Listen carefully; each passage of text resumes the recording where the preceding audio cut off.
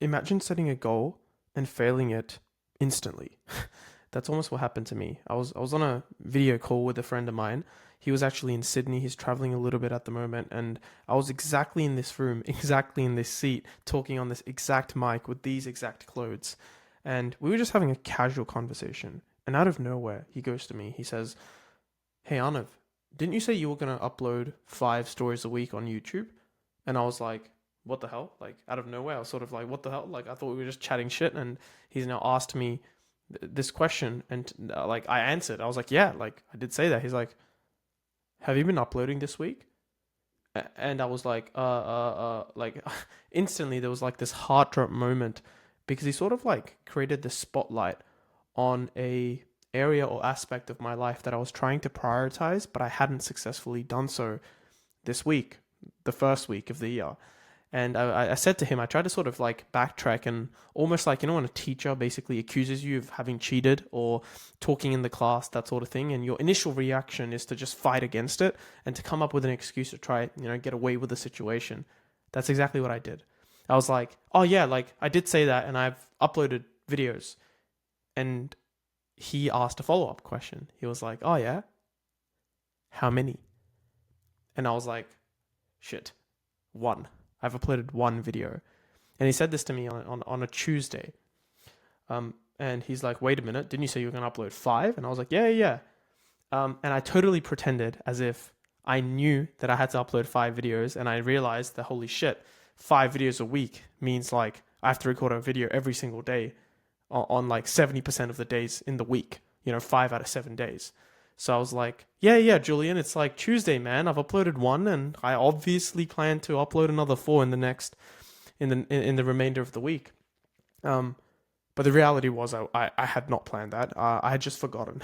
I just not realized or clocked how how I need to actually take time out to record these stories and upload them onto YouTube. So I had basically just forgotten. And this entire like conversation was really meaningful to me because it made me realize 2 things. The first thing it made me realize is that uploading 5 stories a week, every single week for the year, was going to be hard as shit. So we'll see if at the end of the year I have successfully done this. Then honestly, it's a great accomplishment.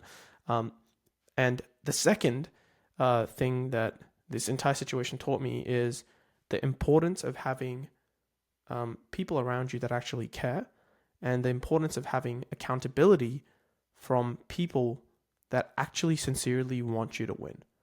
Now, everybody talks about, hey, like accountability is awesome, have accountability, this, that, right? But how many times in our lives do we get the opportunity to hold other people accountable, but we sort of do it half-heartedly?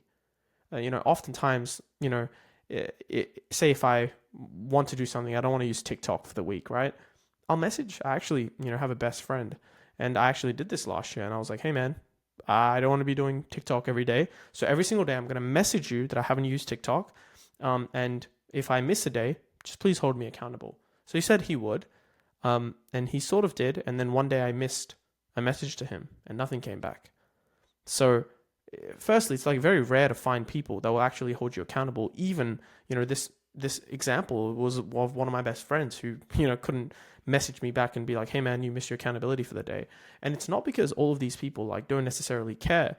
It's just that going out of your way to hold someone else accountable takes time. It takes energy. And in today's world, everybody has priorities. Everybody's striving towards goals.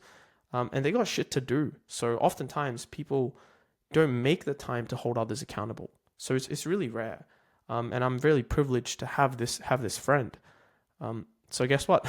I decided why not just turn that event into a story and try to record it and capture this lesson to reciprocate this favor, to hold others accountable and to not just hold others accountable at a surface level, but go deeper. When I answered my question, hey, like when he was like, hey, you said you're going to record 5 videos. I said yes.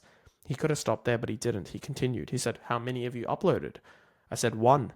And again, he could have stopped there, but he was like, oh, okay, what about the others? And then I said, hey, like I plan to do them. And he didn't stop there. He continued.